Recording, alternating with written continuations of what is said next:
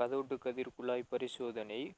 இது J Thomson மூலம் 1897ஆம் ஆண்டு நிகழ்த்தப்பட்டது.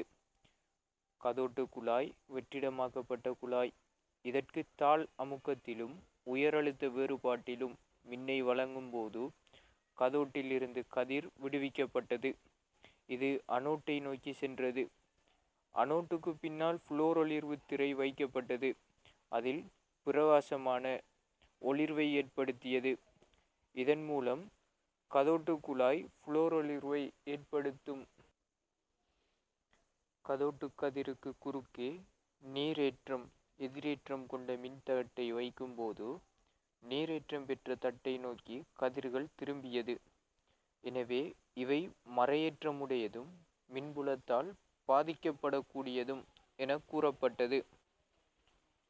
கதோட்டு கதிருக்கு குறுக்கே எண்முனைவு பொருத்தப்பட்ட காந்தம் அல்லது எஸ்முனைவு பொருத்தப்பட்ட காந்தம் பிடிக்கப்பட்டால் கதோட்டு கதிர்கள் எண்முனைவையோ அல்லது எஸ்முனைவையோ நோக்கி திரும்பலடையாமல் கதிருக்கு செங்குத்தாக திரும்பலடைந்தது.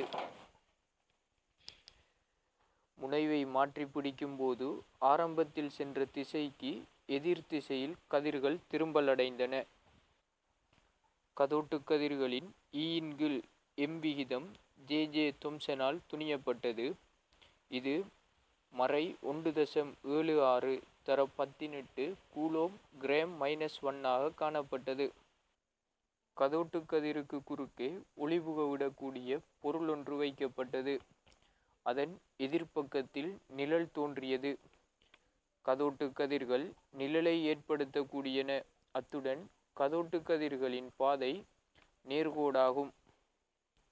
கதோட்டு கதிருக்கு குறுக்கே சுழலக்கூடிய துடுப்பு சில்லொன்று வைக்கப்பட்டது.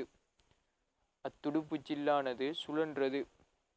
இதன் மூலமாக கதோட்டு கதிர்கள் திணிவை உடையன, வேகத்தை உடையன, பொறிமுறை சக்தியை கொண்டுள்ளன, இதனால் உந்தத்தை கொண்டுள்ளன என்ற முடிவிற்கு வரலாம்.